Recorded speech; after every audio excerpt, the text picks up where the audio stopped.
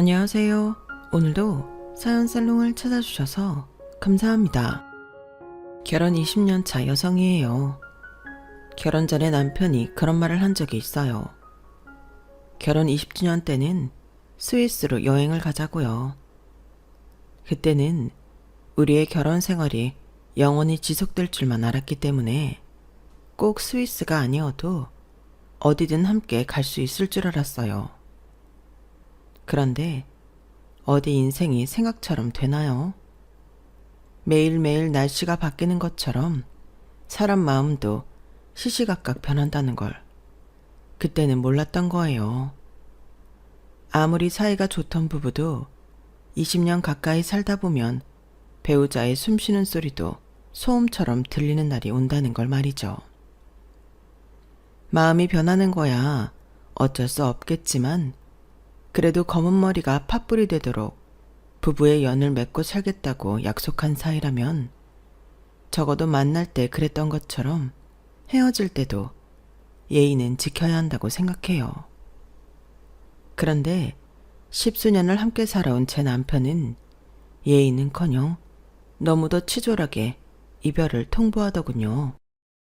그것도 제가 인생에서 가장 힘들었던 순간에 말이죠. 마지막까지 제 가슴을 찢어놓지만 않았더라면 이렇게 공개적으로 사연을 보내지는 않았을 거예요.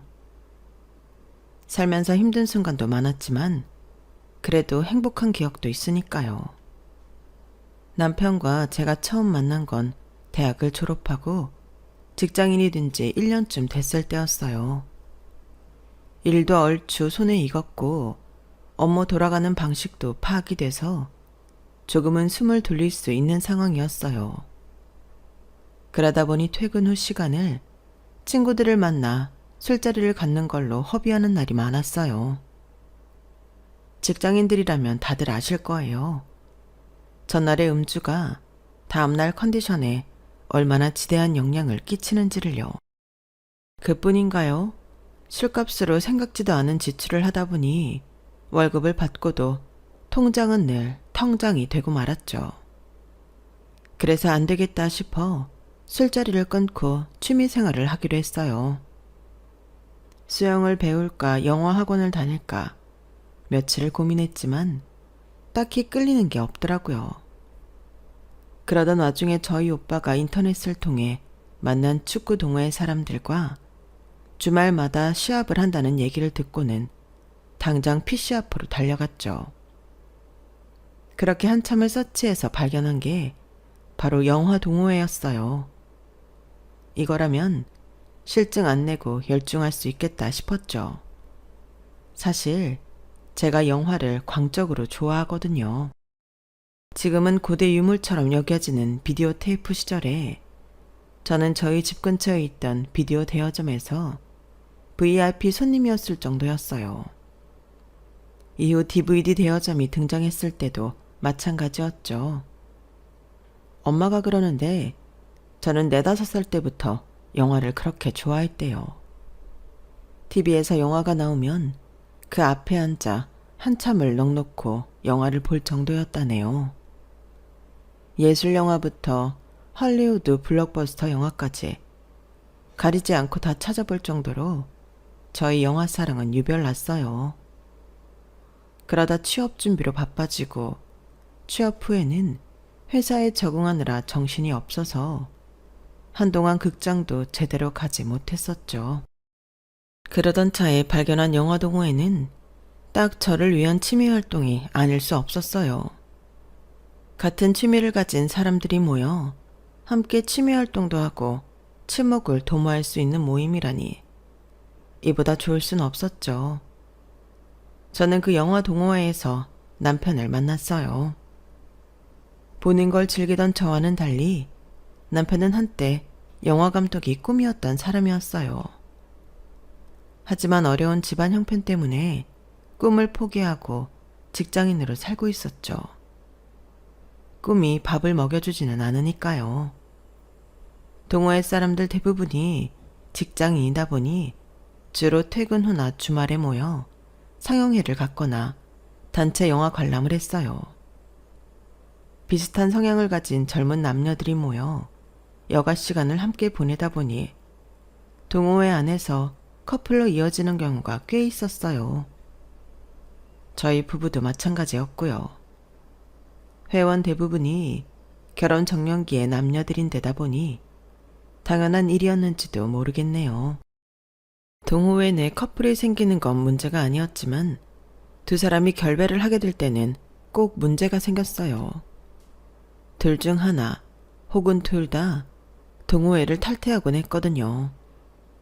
아무래도 동호회 내에서 자신들의 연애사를 다 아는 데다 헤어진 연인과 친했던 회원들도 있어서 불편해서 그런 거겠죠.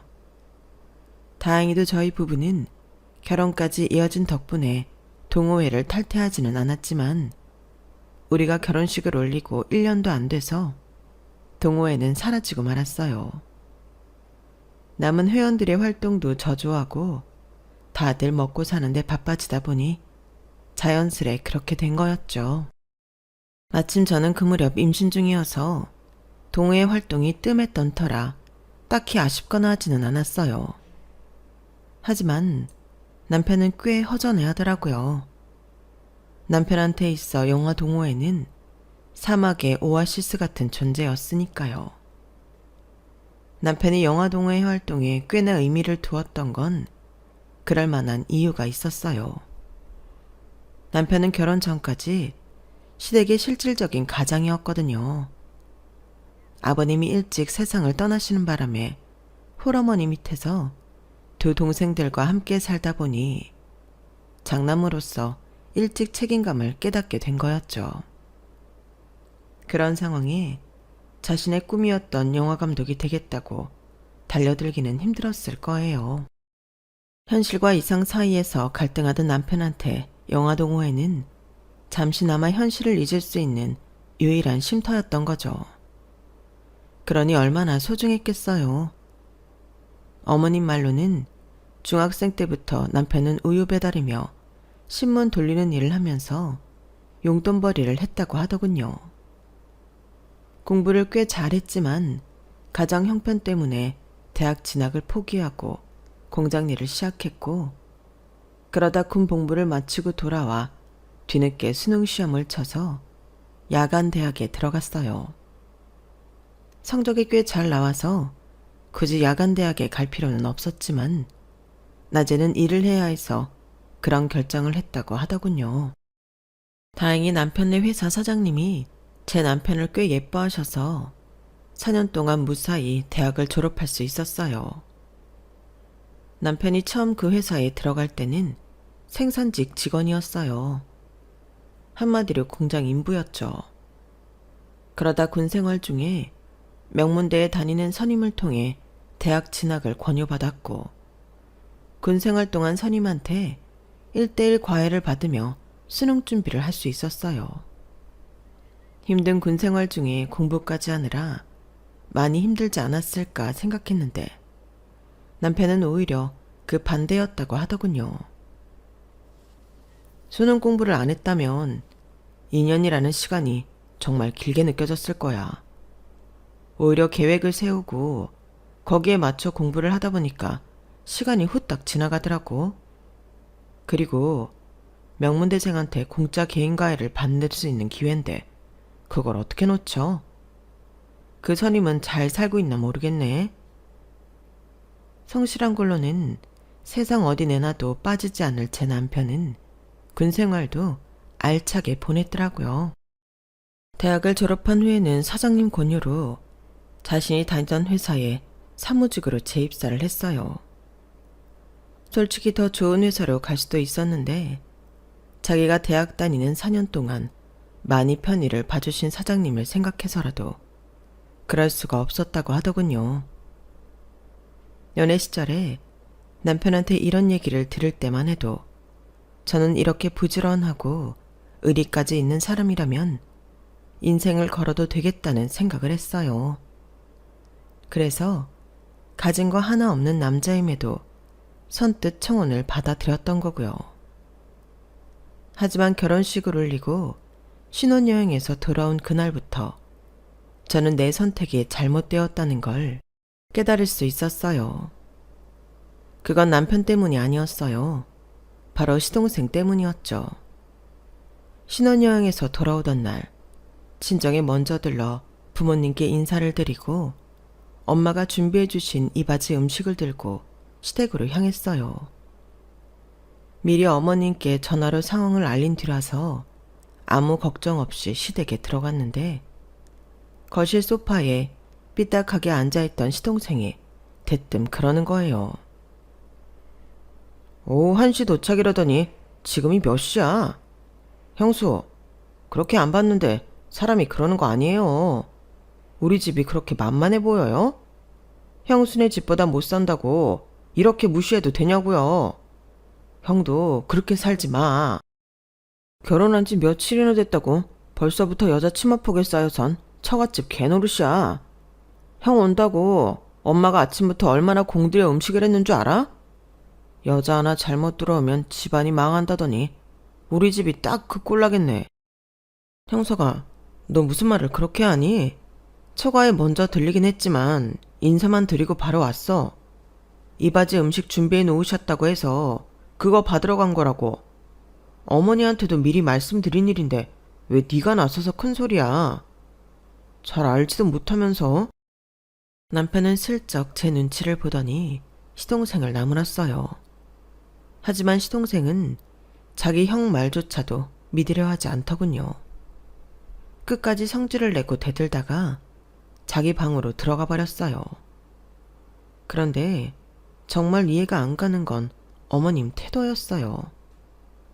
저희가 제 친정에 들렀다 온다고 미리 말씀을 드렸고 허락까지 하셨으면서 시동생한테 그런 말을 전하지 않은 것도 그렇고 시동생 앞에서 마치 당신이 피해자인 것처럼 처량한 표정을 하고 계셨다는 거죠. 어머님은 시동생 입장에선 충분히 오해할 만한 행동을 하셔놓곤 자기는 모르는 일인 척 행동하시는 게 더 얄밉더라고요. 시동생의 거친 행동은 그날 이후에도 이어졌어요.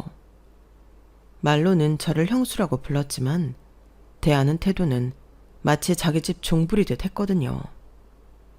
제가 시댁에 갈 때마다 사소한 물심부름부터 밥 차린 것까지 죄다 시켰어요.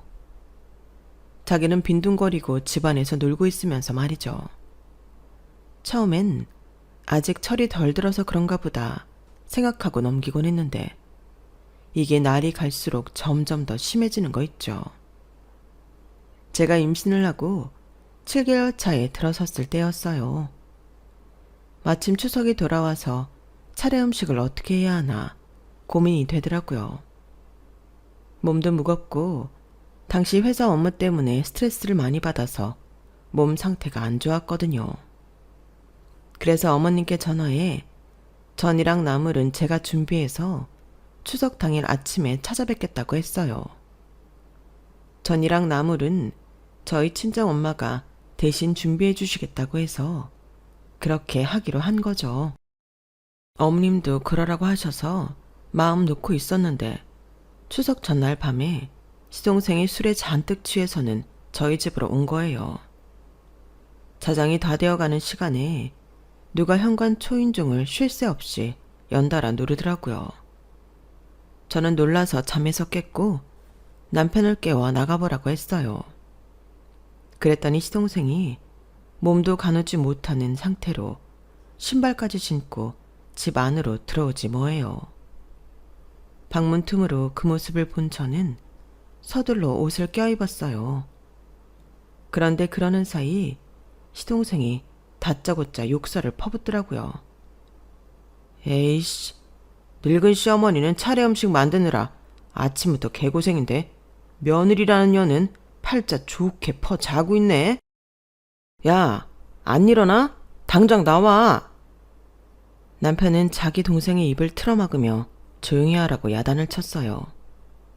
하지만 남편보다 덩치가 큰 시동생은 지 형까지 밀어내고는 안방을 향해 다가왔어요. 그리고는 방문을 확 열어 젖히고는 제 얼굴에 대고 또다시 욕설을 퍼붓더군요. 내가 너 처음부터 마음에 안 들었어. 네 눈에는 우리가 거지 새끼로 보이냐? 네가 뭔데 우리 엄마를 종부리듯 부려먹냐고. 도련님, 진정해요. 그런 거 아니라고요. 출산이 얼마 안 남아서 몸도 무겁고 지금 내 몸 상태가 말이 아니에요. 그래서 음식 준비해서 아침에 찾아뵙겠다고 한 거라고요. 가서 냉장고 열어보세요. 차례 음식도 이미 다 해놨다고요. 하, 애 가진 걸로 유세 떨고 있네. 딴 집 여자들도 다 하는 거 가지고 어디서 유세야? 뭐? 몸이 안 좋아? 네 몸이 안 좋으면 늙은 우리 엄마보다 안 좋겠냐? 이게 뻑하면 핑계만 대고 누굴 바보 병신인 줄 알아? 신발까지 신은 채로 안방까지 들어와 저를 향해 손을 쳐들자 남편이 달려들어와 시동생을 밀쳤어요. 그 바람에 형제간의 육탄전이 벌어지고 말았죠. 덩치 큰 시동생한테 남편은 상대가 안 됐어요. 겁에 질린 저는 경찰에 신고를 했죠. 신고를 받고 온 경찰에 의해 끌려가면서도 시동생은 제게 욕설을 퍼부었어요. 그렇게 추석 당일을 파출소에서 보내게 된 시동생과 우리 부부는 결국 그날 시댁에 가지 못했어요. 제가 충격을 받아 하혈을 했거든요. 경찰차에 실려 근처 병원 응급실로 실려갔지만 이미 늦었더라고요. 뱃속에서 아이가 사산이 된 거예요. 그렇게 첫 아이를 잃은 저는 한동안 정신을 차릴 수가 없었어요. 7달을 품어온 아이가 세상 빛도 보지 못한 채 무지개 다리를 건넜다는 사실을 받아들이기 힘들었거든요. 더불어 내 아이를 죽음으로 몰고 간 시동생도 용서가 안 돼서 가슴속에 커다란 응어리가 생겨버렸죠. 몸을 추스르고도 한동안 시댁에 발길을 두지 않았어요. 시동생 얼굴을 마주하면 꾹 참고 있는 우라가 치밀어 오를 것 같았거든요. 유산을 하고 1년간 시댁에 발길을 끊고 사는 동안 제사나 명절, 어머님 생신 때면 남편 혼자 시댁에 가곤 했어요. 그러다 다시 제가 시댁에 발을 들이게 된 건 시동생 결혼 때문이었어요. 변변한 직장도 없이 간간히 아르바이트로 용돈벌이를 하던 시동생이 같은 식당에서 일하던 여자를 임신시키는 바람에 결혼을 하게 되었거든요. 사실 시동생 결혼식에도 가고 싶지 않았지만 남편이 하도 부탁을 해서 가게 된 거였어요. 시동생도 그렇고 여자도 그렇고 벌어놓은 돈이 없어서 신혼집을 구할 돈도 없더라고요. 하는 수 없이 시동생 부부가 시댁에 들어가 어머님과 함께 살게 되었죠. 그런데 정신 빠진 시동생이 신혼여행에서 돌아와 뭐라고 했는지 아세요? 어찌됐건 간에 우리가 엄마 모시고 살게 됐으니까 형이 생활비 좀 보태. 장남이 해야 될 부모 부양을 우리 부부가 하는데 그 정도는 해줘야지. 안 그래? 그렇다고 많이 바라는 건 아니야. 매달 100만 원씩만 보내. 선심 쓰듯 액수까지 정해 부르는 시동생을 보니 어이가 없었어요. 어머머, 도련님, 그게 무슨 소리예요? 우리가 도련님한테 강제로 어머님 모시고 살라고 한 것도 아니잖아요. 도련님이 신혼집 구할 돈이 없어서 본가에 들어와 살기로 한 거면서 우리한테 생활비를 내라뇨? 게다가 100만 원이나 내라니 이게 말이 되는 소리예요? 그럴 거면 신혼집 구해서 나가 사세요. 시동생한테 쌓인 게 많았던 저는 전처럼 당하고 있지만은 않았어요. 그러자 남편도 저를 거들어서 한마디 하더군요. 네 형수 말이 맞다. 네가 능력이 안 돼서 어머니한테 신세 지고 사는 걸 왜 우리가 생활비까지 대줘야 하니? 아, 형, 정말 1억이야? 상황이 어떻든 간에 우리 부부가 엄마 모시는 건 맞잖아. 그리고 내 와이프는 임신 중이라서 일도 못하는데 나 혼자 생활비를 어떻게 감당하냐고. 형이 돼서는 그 정도도 이해 못해줘? 형, 진짜 많이 변한 거 알아? 여자 하나 잘못 들어와서 우리 형제 우애까지 완전 갈라놨다고. 시동생은 말도 안 되는 궤변을 늘어놓으며 생활비를 달라고 떼를 썼지만 남편도 저도 그럴 생각이 없었어요. 그래서 그런지 시동생의 트집은 전보다 더 심해졌어요. 남편한테도 그랬지만 1년 만에 시댁의 발걸음을 하기 시작한 저한테는 특히 더 심했어요. 한 번은 구정 전날 명절 음식을 준비하려고 장을 봐서 시댁에 갔더니 동서가 소파에 누워 TV를 보고 있더라고요. 임신 중이라고는 해도 아직 4개월 차라서 간단한 일 정도는 도와줄 줄 알았는데 TV 앞에서 꼼짝도 않고 있는 거예요. 그래서 동서한테 쪽파 좀 다듬어 달라고 했더니 뭐라는 줄 아세요? 형님, 저 임신한 거 모르세요? 형님은 유산까지 해본 사람이 임산부한테 일 시키면 안 되죠. 근데 장 보면서 먹을 건 안 사왔어요? 나 순대 먹고 싶은데. 형님도 참. 시장에 들렀다 올 거면 전화라도 좀 해주지 그랬어요. 그랬으면 떡볶이랑 순대 좀 사다 달라고 했을 텐데 말이에요. 이따 아주버님도 오시죠? 그럼 형님이 올 때 떡볶이랑 순대 좀 사오라고 해주세요. 형님도 아시죠?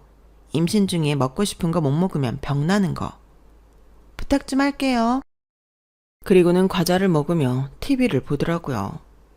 그 꼴을 보니 어이가 없어서 가만히 있을 수가 없더라고요. 그래서 한마디 했죠. 동서, 아무리 임신 중이라고 해도 이건 너무하잖아. TV 보면서 쪽파 좀 다듬는 게 그렇게 힘들어?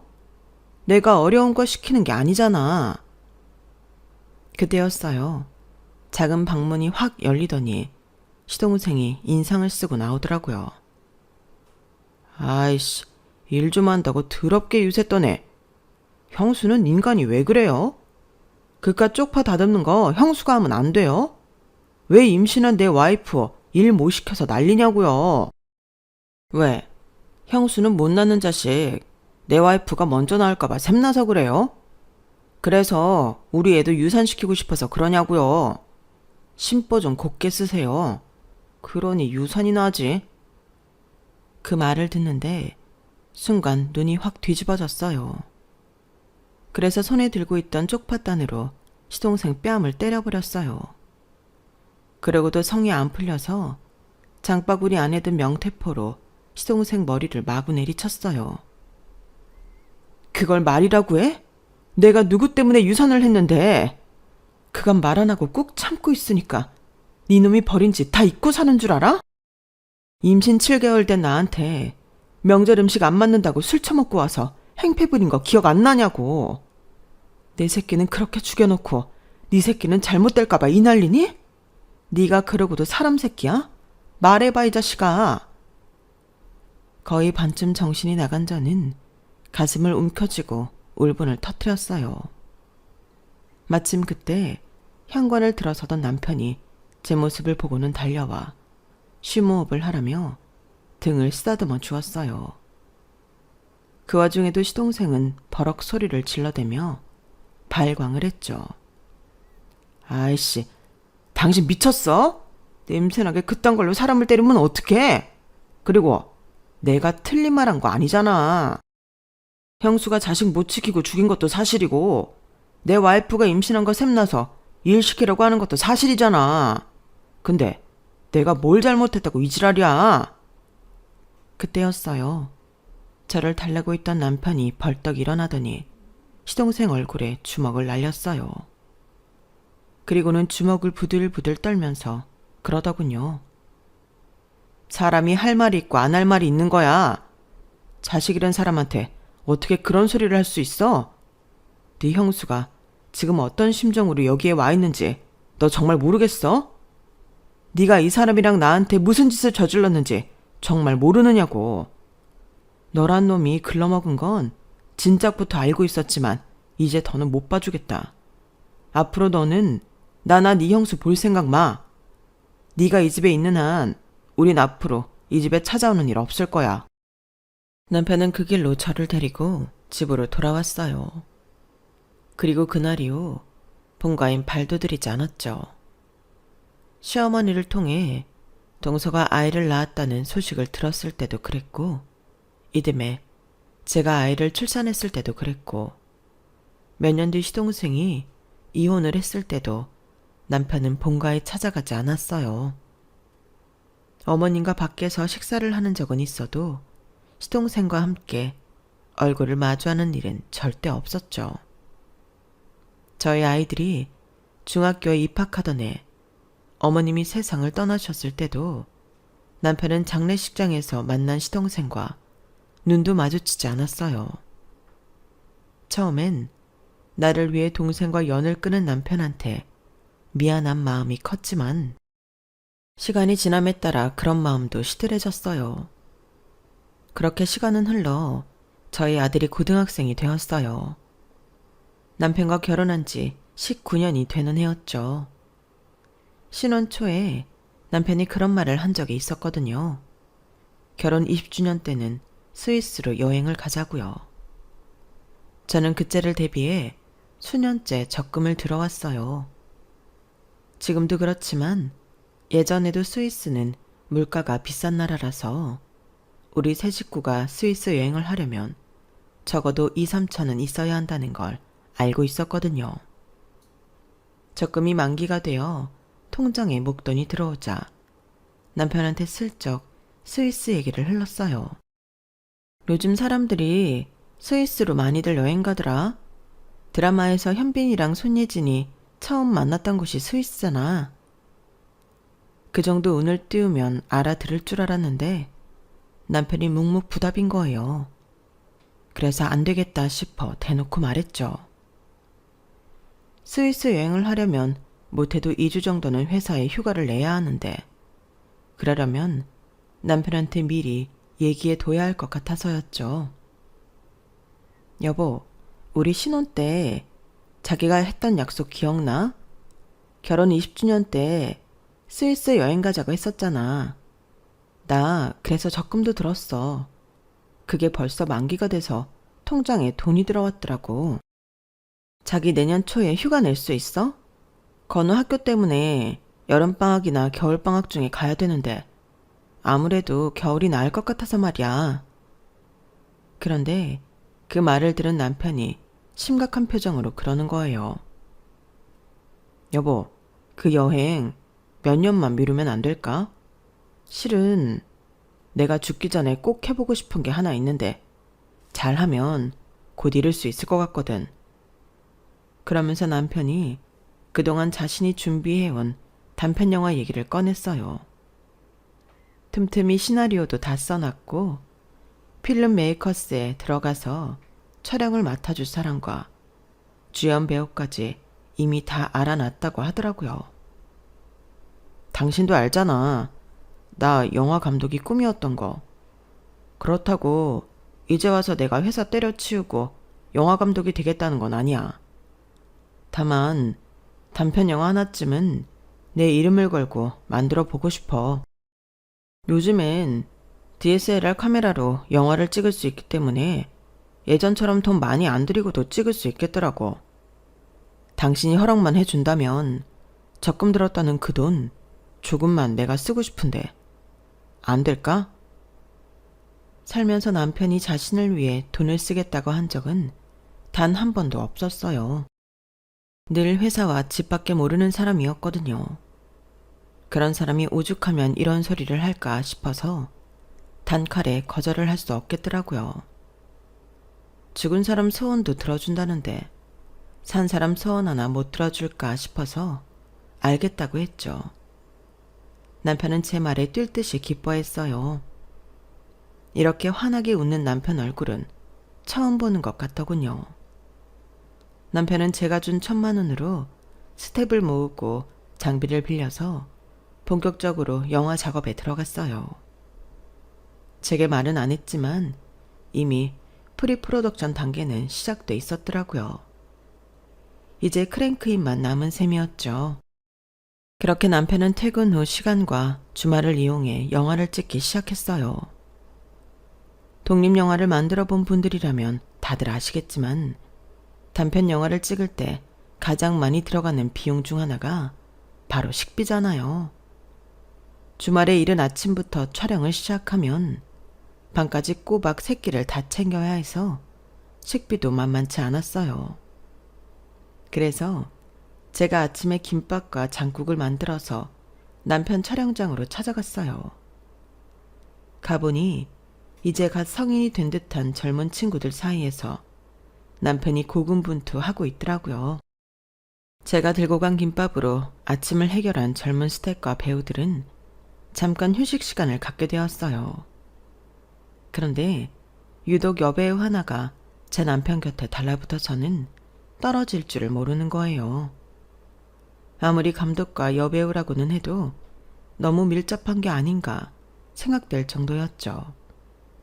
게다가 감독의 부인인 제가 현장에 와 있는데도 말이에요. 잠깐의 휴식 시간이 끝나고 다시 촬영이 재개돼서 저는 조용히 현장을 빠져나와 집으로 돌아왔어요. 집에 돌아와서도 아까 봤던 여배우의 농밀한 스킨십이 머릿속을 떠나지 않았어요. 20살 가까이 차이가 나는 여자애가 40이 넘은 아저씨한테 연애 감정을 느끼지는 않을 거라고 애써 불안한 마음을 누르면서도 혹시라는 생각을 지울 수는 없었어요. 그래서 밤늦게 촬영을 마치고 돌아온 남편한테 은근히 떠봤어요. 아까 보니까 어린 여배우가 자기한테 꽤 꼬리를 치는 것 같더라. 늑다리 아저씨가 이게 웬 횡재래? 그러자 남편이 인상을 팍 쓰며 그러는 거예요. 당신은 그런 쪽으로밖에 생각 못해? 내가 지금 어린애랑 연애질이나 하자고 아침부터 나가서 이러고 있는 줄 알아? TV로 맨 막장 드라마나 보니까 사고가 그렇게 돌아가는 거잖아. 제발 영화든 드라마든 가려가면서 봐. 질 떨어지는 짓 그만하고. 정색하는 남편을 보니 별일 없을 거라는 생각이 들었어요. 그래서 마음을 놓고 있었는데 글이 있고 불과 3개월 뒤 제 발등을 찍는 사건이 일어났지 뭐예요. 뭐? 이혼을 하자고? 당신 지금 그걸 말이라고 해? 내가 전에 물었을 때는 그 기집애랑 아무 사이도 아니라고 했잖아. 그래놓고는 어떻게 몇 달 사이에 사람이 이렇게 변해? 어떻게 자기보다 15살이나 어린애한테 빠져서 이혼하자는 소리를 하냐고. 당신한테는 미안하다는 말밖엔 할 게 없어. 그런데 여보, 나 이런 감정 태어나서 처음이야. 나한테 이런 영화 같은 사랑이 찾아오게 될 줄 정말 몰랐다고. 당신이 그렇게 이혼하기 싫다면 안 해도 좋아. 대신 나 그 애랑 살아보고 싶어. 우린 서로 많이 사랑한다고. 제발 부탁이야, 여보. 영화 촬영을 하면서 사랑에 빠졌다는 여자는 제가 촬영장에 가서 봤던 그 여배우였어요. 아직 대학생인 그 여자는 자기는 첩이라도 좋으니까 제 남편이랑 살고 싶다고 했다지 뭐예요. 건방지게도 제게 문자까지 해서는 남편을 놔달라고 그러더라고요. 세상이 어떻게 돌아가는 건지, 어떻게 내 연녀가 이렇게 당당할 수가 있는 거죠? 요즘 말로 MZ세대는 다 이런 건가요? 이혼은 절대 안 된다는 제 말에 남편은 결국 짐을 싸들고 집을 나갔어요. 그리고 그달부터 월급 통장까지 바꾸고 집에는 1,000원짜리 한 장 보내주지 않았어요. 이런 놈한테 평생 소원 풀라고 영화 찍을 자금까지 대주다니 내가 미친년이다 싶더라고요. 남편 때문에 하도 신경을 써서 그런가 정수리부터 왼쪽 눈을 포함해 왼쪽 뺨까지 전기가 흐르는 것처럼 찌릿했어요. 처음엔 잠깐 그러다가 말더니 통증이 찾아오는 빈도수가 점점 많아지고 주기도 더 빨라졌어요. 그러다 보니 손으로 왼쪽 얼굴을 감싸쥐고 통증을 참는 일이 많아졌어요. 그걸 본 아들은 아무래도 그냥 넘길 일이 아닌 것 같다며 같이 병원에 가자고 하더군요. 남편이 어린 여자한테 빠져 집을 나간 이후 아들 녀석은 전보다 더 제게 신경을 썼어요. 마치 아빠 대신 자기라도 엄마를 지켜야 한다는 사명감을 느끼는 것처럼 말이죠. 하도 아들이 닥달을 해서 아들과 함께 병원에 가기로 했어요. 집 근처에 있는 내과에 가서 상태를 말하고 엑스레이를 찍었죠. 그랬더니 의사가 대뜸 그러는 거예요. 이거는 CT를 찍어 봐야겠는데요. 저희 병원엔 기계가 없으니까 제가 알려드리는 곳에 가서 CT를 찍어 오세요. 사진을 보고 그때 다시 말씀드릴게요. 의사가 알려준 곳은 전문적으로 CT와 MRI를 찍어주는 병원이었어요. 거기서 찍은 CT를 가지고 다시 병원에 왔더니 의사가 필름을 보고는 심각한 표정이 되더라고요. 조직 검사를 해봐야 해서 아직 정확하지는 않지만 뇌종양이 의심된다고 했어요. 사진으로 봐서는 꽤 진행된 것 같다고 말이죠. 아무래도 대학병원에 가서 검사를 받아보는 게 좋겠다며 연계해서 대학병원에 예약을 해주겠다고 했어요. 그 말을 듣는데 나도 모르게 눈물이 나더라고요. 믿었던 남편한테 버림받은 것도 모자라 뇌종양이라니. 내 인생이 왜 이 모양인가 싶었죠. 그렇게 무거운 마음으로 집으로 돌아오는데 아들이 제 손을 꼭 잡고는 지레 겁먹지 말라고 하더군요. 요즘은 의술이 발달해서 암도 쉽게 고치는데 그깟 종양 하나 못 떼어내겠냐면서요. 저도 그렇게 믿고는 싶었지만 만에 하나라도 잘못된다면 우리 아들은 어쩌나 걱정이 되더라고요. 집에 돌아와 회사에 휴가를 내고 대학병원에 예약한 날짜를 기다리고 있었어요. 마치 사형 선고를 기다리는 죄수처럼 불안이 떠나지를 않더라고요. 그런데 그날 밤 남편이 집으로 돌아온 거예요.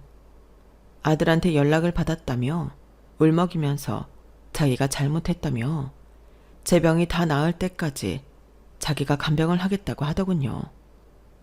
그래도 그간 살아온 정은 있어서 일어나 싶었어요. 지난 몇 달간 그렇게 미워했던 남편인데 조금은 마음의 상처가 아무는 기분이었죠. 집으로 돌아온 남편은 마치 제가 곧 죽을 사람이라도 되는 양 손에 물도 못 묻히게 하고 자기가 모든 일을 도맡아 했어요. 심지어 회사에 휴가까지 내고 말이죠. 24시간을 제 곁에 붙어서 밀착 간호를 하는 남편이 조금은 귀찮기도 했지만 한편으로는 기분이 좋더라고요. 시간은 흘러 대학병원에 검사를 받으러 가기 전날이었어요. 어떤 검사를 할지 모르겠지만 혹시 피 검사를 할지 몰라서 금식을 하고 침대에 누워 있었어요. 그런데 거실에서 남편 휴대폰 벨소리가 들리더라고요. 평소랑 달리 남편이 휴대폰을 들고 베란다로 나가지 뭐예요. 아무래도 전화 건 사람이 어린 여배우인 것 같아서 조용히 아들 방으로 갔어요. 아들 방이 베란다랑 창으로 연결돼 있어서 몰래 통화 내용을 들어볼 생각이었죠. 그런데 자기 말이 맞더라. 안방 서랍을 뒤져보니까 집사람 보험 증권이 들어있더라고. 보험이 여러 개라서 다 합하면 금액이 꽤 될 것 같아. 매달 무슨 보험비를 그렇게 내냐고 했었는데 이렇게 크게 돌려받을 줄 알았으면 몇 개 더 들으라고 할 걸 그랬어. 집사람이랑 친한 친구가 보험 일을 해서 보험을 꽤 많이 들어놨거든. 아들 녀석 말에 따르면 뇌종양이 꽤 진행된 것 같더라고. 의사가 그랬다니까 확실하겠지. 사기 정도면 생존율이 얼마나 되나? 길어도 반년 안에 세상 뜨면 베스트인데 말이야. 보험금 타면 자기가 말했던 벤츠 뽑아줄게. 벤츠만 뽑아주나? 백도 사주고 구두도 사주고 다 사주지. 나도 자기 보고 싶어. 남편의 통화 내용을 듣는데 다리에 힘이 빠져서 서 있기도 힘들었어요. 어쩌면 20년 가까이 함께 산 아내가 죽을지 모른다는데 저렇게 즐거워할 수가 있을까요? 조강지처 사망보험금으로 내 연녀한테 수입차 뽑아주겠다고 신나하는 꼴을 보니 저절로 이렇게 죽을 수는 없다는 생각이 들었어요. 뜬 눈으로 밤을 지새운 저는 다음 날 남편을 떼어놓고 혼자 병원에 갔어요. 남편이 끝까지 쫓아오겠다고 하길래 서슬퍼렇게 소리를 지르자 그제야 저 혼자 보내주더군요. 병원에 도착해 담당 의사와 간단한 면담을 하고 피검사를 진행했어요. 전날 금식을 하고 오길 잘했더라고요. 검사 결과가 나올 때까지 병원에서 기다리는데 정말 피가 마르는 것 같더라고요. 드디어 결과가 나왔다는 문자가 떠서 다시 담당 의사와 상담을 했어요. 그런데 그럼 뇌종양이 아닌 건가요? 뇌종양은 맞습니다만 악성이 아니라 양성입니다. 뇌수막종이라고 하죠. 사이즈가 크기는 하지만 위치가 괜찮아서 약물 치료를 하는 게 좋을 것 같네요. 걱정 많이 하셨죠? 안심하세요. 그 말을 들으니 요 며칠 가슴을 꾹 누르고 있던 돌덩이가 순식간에 사라진 기분이 들었어요. 하늘이 나를 버리지는 않았구나 싶었죠. 제가 집으로 돌아가자 남편이 현관까지 달려나와 결과는 어떻게 나왔냐고 집요하게 물어댔어요. 그래서 엿먹으라는 심정으로 한 달밖에 못 산다고 거짓말을 했죠. 그랬더니 남편 표정이 가관도 아니더군요. 눈으로는 웃으면서 입으로는 슬픈 척 연기를 하는데 이 인간 앞으로 절대 연기는 하면 안 될 사람 같더라고요. 나 곧 죽을 사람이니까 앞으로 한 달 동안 내가 하고 싶은 거 다 하고 살 거야. 그러니까 나 말리지 마. 어? 그래. 다 해. 자기가 원하는 거 다 해. 내가 그 정도 못 해주겠어? 내가 뭐 해주면 돼? 명품백 사줄까? 아니면 여행 보내줘? 아니지. 여행 갔다가 현지에서 잘못되면 어떡해. 여행 빼고 다 말해봐. 나 벤츠 뽑아줘. 명품백도 사주고. 아, 나 연애도 하고 싶어. 15살 어린 남자랑. 어때? 들어줄 수 있어? 그러자 남편 표정이 일그러지더군요. 당신 지금 장난해? 솔직히 말해봐. 의사가 뭐라 그랬어? 정말 한 달밖에 못 산다고 한 거 맞아? 아니지. 그래, 아니다. 왜? 내가 한 달만 살고 죽었으면 좋겠냐? 내 사망보험금으로 그냥 벤츠 사주고 명품백 사주려고? 뭐? 그간 살아온 정을 생각해서 마지막 병간호는 자기가 해주겠다고? 야, 난 또 그 말을 살짝 믿을 뻔했네. 나 죽고 나올 사망보험금 챙기러 온 도둑놈한테 속을 뻔했어. 야, 나 안 죽는댄다. 나 뇌종양이 아니래. 그러니까 여기서 헛짓하지 말고 어린 네 내연녀한테나 가봐. 안 죽는다는 말에 남편은 김샘 표정이 됐어요. 그리고는 입술을 부들부들 떨더니 그러더라고요. 당신 앞으로 이혼 서류 보낼 테니까 도장 찍어놔. 알았어? 남편은 올 때 들고 온 가방에 다시 짐을 싸들고 휑하니 나가버렸어요. 그렇게 집을 나간 남편은 얼마 뒤 싸늘한 주검이 되어 제 눈앞에 나타났어요.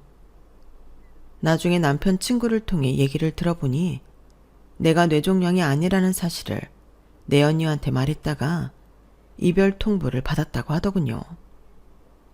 어린 여자한테 몸과 마음과 가지고 있던 돈까지 탈탈 털어주었던 남편은 끝내 버림을 받자 시리에 빠져 술을 퍼마셨고 건너편에서 신호위반을 하고 달려오던 승용차에 치여 세상을 떠나고 만 거였죠. 내 사망보험금을 노렸던 남편은 제 손에 거액의 사망보험금과 가해자 측이 건넨 거액의 합의금을 남겨주고 떠난 거예요. 마지막까지 제게 추한 꼴을 보이지 않았더라면 남편의 죽음 앞에 눈물이라도 흘렸겠지만 너무도 큰 상처를 입어서 그런가 장례식 내내 눈물 한 방울도 안 나더라고요. 남편과 어이없게 사별한 저는 지금 뇌수막종 치료를 받고 있어요. 그런 저를 살뜰하게 보살펴주는 아들을 생각하면 힘든 약물 치료도 제겐 아무것도 아니다 싶어요. 꼭 완치해서 사랑하는 내 아들과 행복하게 살고 싶다는 생각으로 오늘 하루도 꿋꿋하게 버티고 있답니다. 그래서 완치하는 그날 아들 손을 잡고 스위스로 여행을 떠날 생각입니다. 이거야말로 남편에 대한 최고의 복수가 아닐까요? 남은 여생 더 행복하고 싶습니다. 지금까지 제 사연을 들어주셔서 감사합니다. 건강이 정말 최고예요. 꼭 건강하세요. 여러분, 사연 댓글에 응원과 현명한 조언 부탁드려요.